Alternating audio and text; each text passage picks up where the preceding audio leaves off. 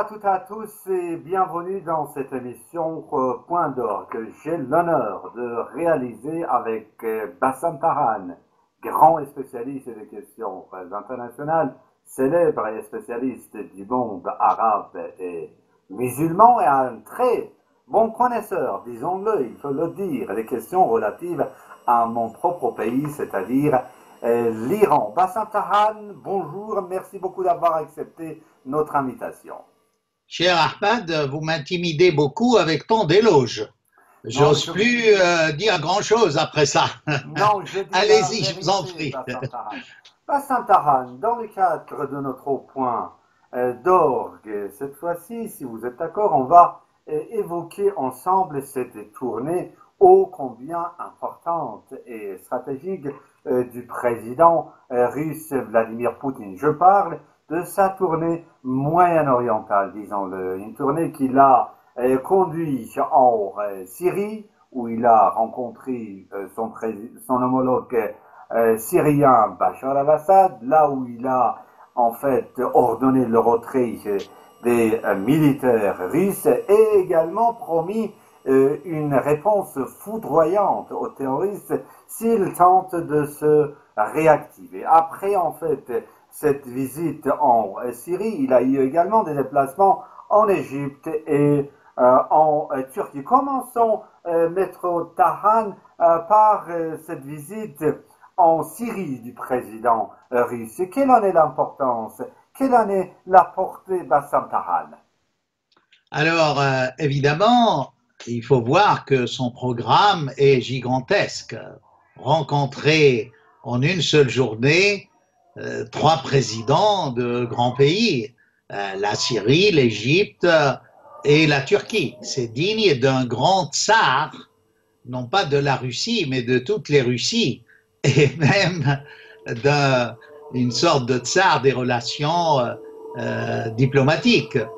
Alors, il y a évidemment des raisons internes à ce retrait de forces significatives, comme il l'a appelé, des forces russes de Syrie.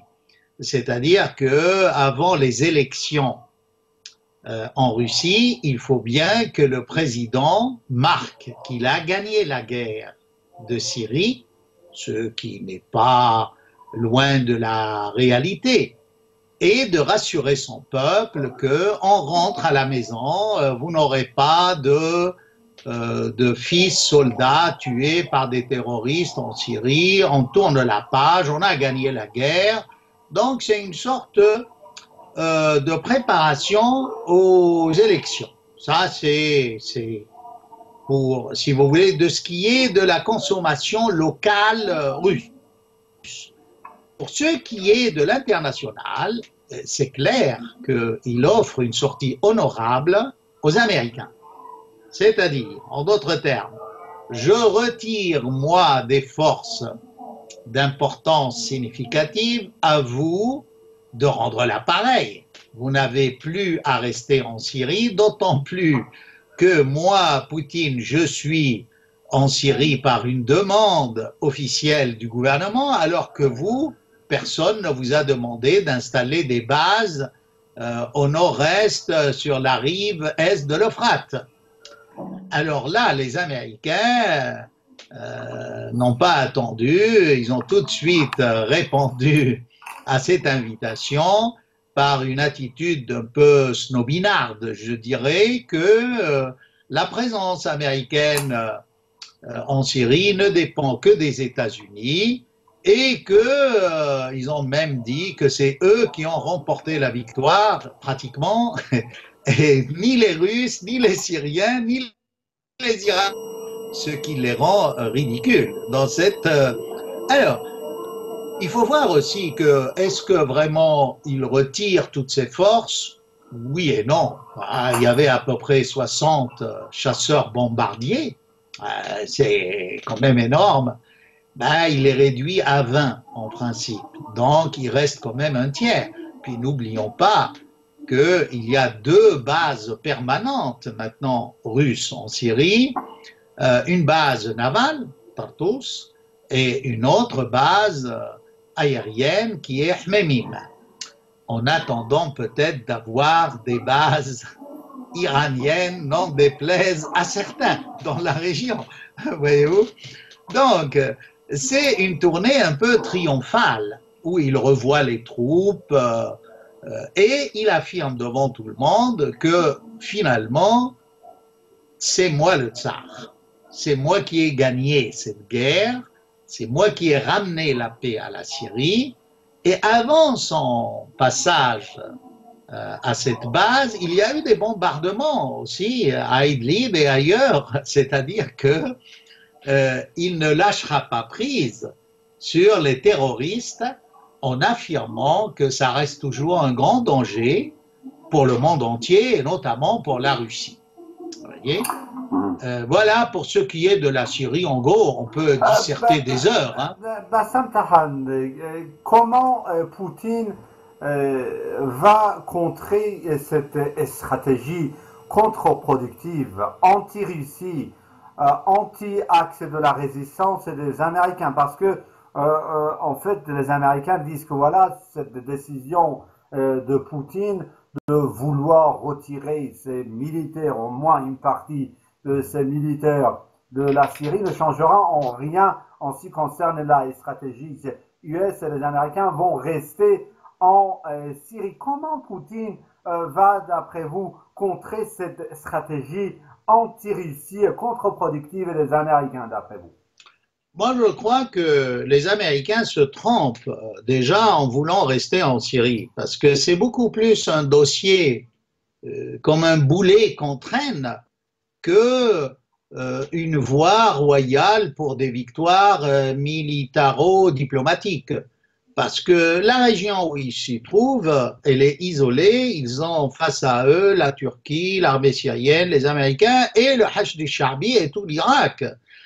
C'est-à-dire que s'ils ne se retirent pas là, les Américains, ils vont avoir du fil à retordre. Parce qu'il n'est pas sûr que les Kurdes syriens leur restent fidèles, voyant que, bon, il n'y a pas d'issue. Et moi, je crois qu'ils commettent une erreur là. Mais bon, on verra. Maintenant, comment c'est contré? Vous savez, il suffit de mener une guérilla contre les troupes américaines.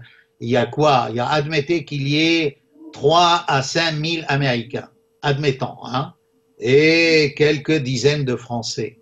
C'est quoi ça? Rapport aux forces en présence face à l'armée turque, face à l'armée syrienne, face aux Russes, face aux armées populaires, les Hachd, que ce soit d'Irak. Vous voyez, je l'ai dit dans un entretien avec votre télévision, c'est une souricière. Les Américains en Syrie sont dans une souricière.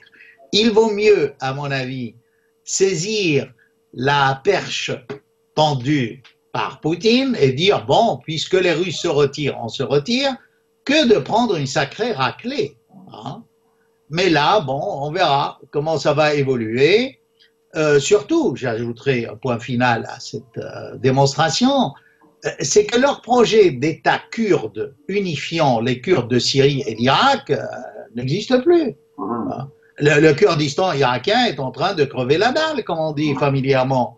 Ils n'ont plus les passages, ils n'ont plus le pétrole. C'est l'Iran qui exploite aujourd'hui le pétrole de Kirkouk, en bonne et due forme, avec un accord du gouvernement. Voilà à quoi a mené le référendum de Barzani. Hein. Vous voyez, c'est quand même catastrophique. Moi, j'ai beaucoup de sympathie pour les Kurdes, mais là, je crois qu'ils mériteraient mieux que Barzani, honnêtement. Hein. Bah, c'est un point de vue. C'est un point de vue. Monsieur Tahan, en fait, les Russes sont toujours d'ailleurs présents militairement en Syrie à la demande du gouvernement syrien. Leur présence est légale, eu égard au droit international. L'Iran et la Syrie aussi, vous savez, sont liés même par un pacte de défense. Les conseillers militaires iraniens sont présents en Syrie à la demande du gouvernement syrien. Venez de faire allusion à la présence de l'armée turque qui est qualifiée d'illégale, d'occupation, d'agression par Damas, par le gouvernement syrien. Pensez-vous que désormais, après cette décision de Poutine de retirer une partie de ses militaires de la Syrie, il y aura des pressions sur la Turquie pour qu'elle retire en fait ses militaires de cette partie du territoire syrien. Vous faites très bien, Monsieur Nokhostin, d'insister. C'est toute la zone d'Idlib. Or, Idlib aujourd'hui, c'est peut-être le point où se concentre le plus au monde des terroristes par milliers. Tout le monde a été évacué vers Idlib. Idlib est proche, évidemment, de la Turquie. Il y a l'armée turque qui aide encore des rebelles modérés, disons, mais la Turquie aussi, avec sa nouvelle amitié économico-diplomatique avec la Russie, doit s'aligner et elle comprend très bien que Assad et Poutine font pression sur elle avec le dossier kurde syrien. Hein. Donc elle a à choisir si elle sort du rang. Les autres vont agiter le problème kurde. Hein. Et là, ce qui rapproche Erdogan d'Assad, c'est justement le dossier kurde. Hein. C'est que ni Assad ni Erdogan ne sont pour un État autonome dans cette partie de la rive est de l'Euphrate. Vous voyez, je ne dis pas le Kurdistan syrien parce que pour moi, il n'existe pas. C'est une zone, effectivement, où il y a beaucoup de Kurdes, mais c'est récent. Hein. Il y avait beaucoup de chrétiens et de tribus arabes et d'autres dans la région, hein, de Yézidis notamment. Hein. Voilà. Donc ça et en ce moment les Turcs pour redorer leur blason vis-à-vis de l'Europe et du monde aussi s'opposent à certaines formations islamistes djihadistes. Donc c'est complexe. Et puis entre nous, le jour où la Syrie voudra nettoyer Idlib, d'ailleurs ça a commencé, puisque vous pouvez voir, il y a des reportages là-dessus, l'armée syrienne de plus en plus remonte vers les villages autour d'Idlib. Donc à quand la bataille finale, je n'en sais rien. Surtout, si vous voulez, si vous me permettez ça, de faire la transition pour l'Égypte, c'est que les islamistes de Raqqa, ils n'ont pas livré bataille. Ils ont été transportés par des avions américains vers la Libye. On en a des preuves. Il y a à peu près 1500 djihadistes de Daesh. Vous voyez à quel point les Américains sont faux et hypocrites dans cette affaire-là. Ils veulent rester en Syrie pour combattre Daesh et c'est eux qui assurent la fuite, l'évacuation des Daeshistes vers la Libye. Alors vous me direz, mais alors pourquoi la Libye Et c'est là où on peut parler de la visite de Poutine en Égypte. C'est que un des points essentiels des relations aujourd'hui russo-égyptiennes, c'est ce dossier de la frontière libo-égyptienne. Parce que avec 1500 combattants, il y a des infiltrations, la frontière n'est pas si étanche que ça, elle est poreuse et elle est aidée. C'est toujours le double jeu des États-Unis.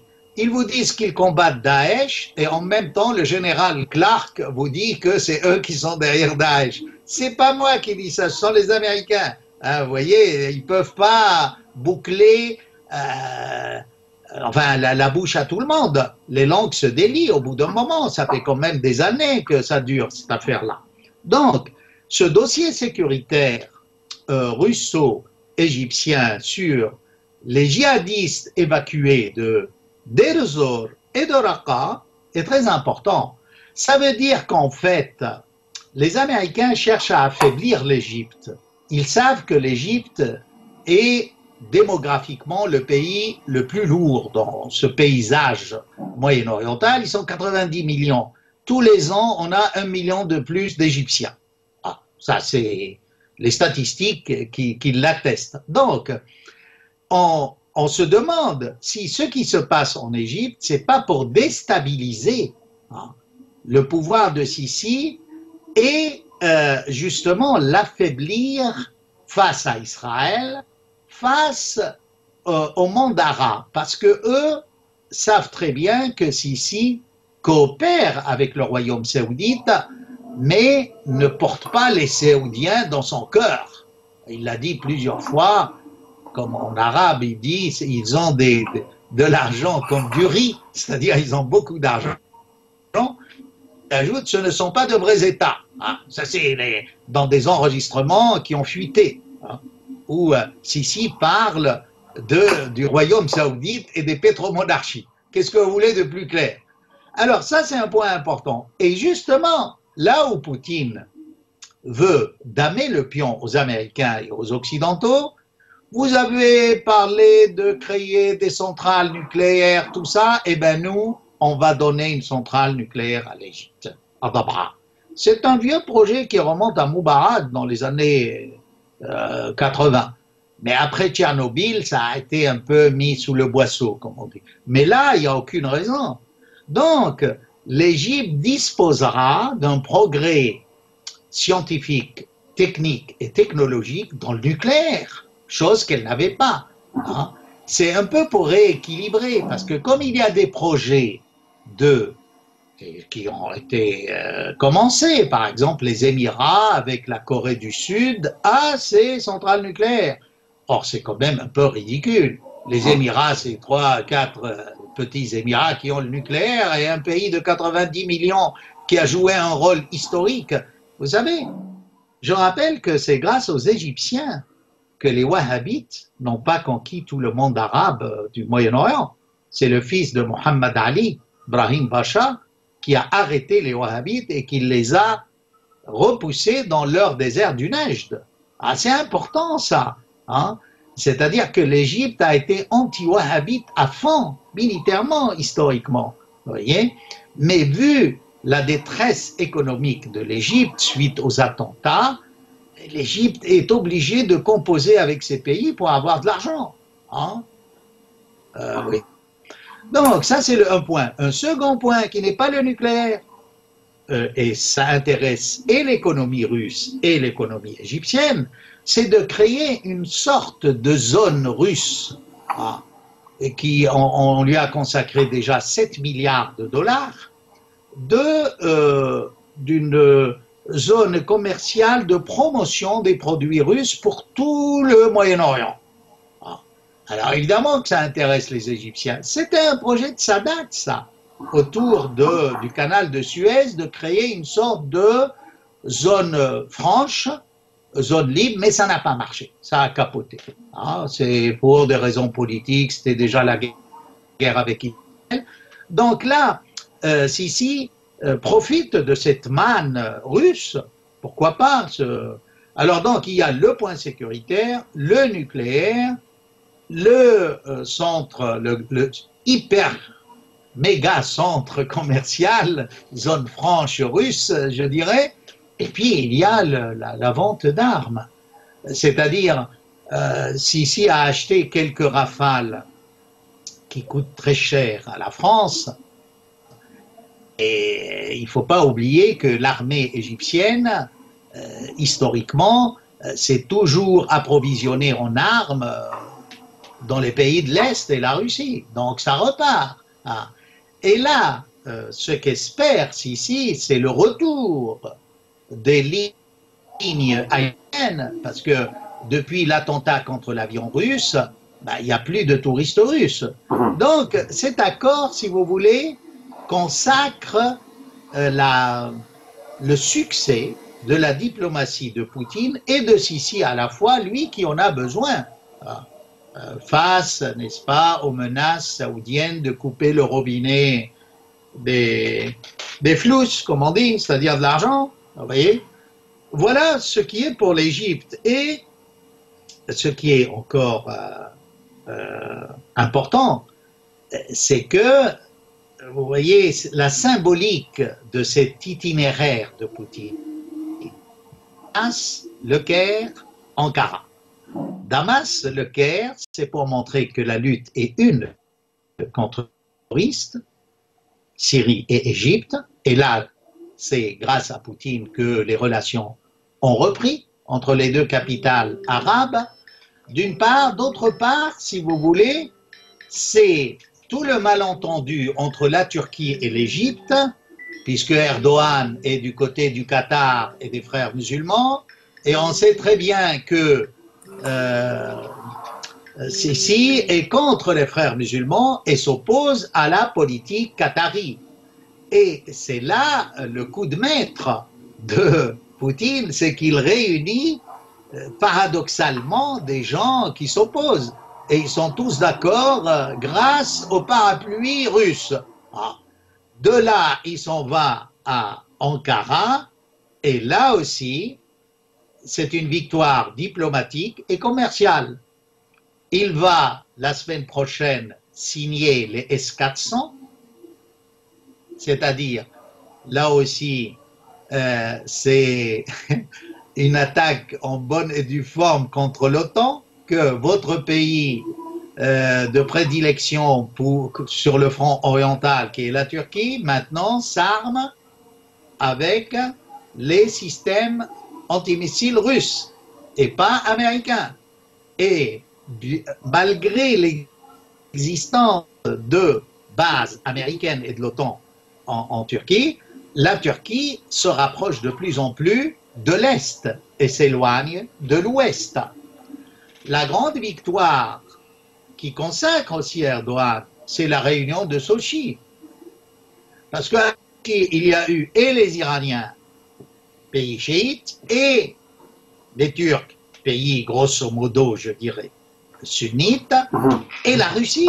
Et en plus, le pays concerné, qui est la Syrie. Finalement, ce problème de Syrie aura été comme un creuset où on fusionnait différents pays qui traditionnellement s'y opposaient, et là sont unis, d'où on peut que Genève n'a plus aucun sens d'exister. Tout se joue maintenant entre l'Iran, la Russie, la Turquie et la Syrie, entre Astana et Sochi, et plus Genève. Genève, c'est une formalité, quoi. On va à Genève pour, vous voyez, pour conclure, enfin, on peut encore parler du tourisme russe en Turquie qui reprend des exportations de produits agricoles, que ce soit de l'Égypte ou de la Turquie vers la Russie. Donc tout le monde trouve son compte.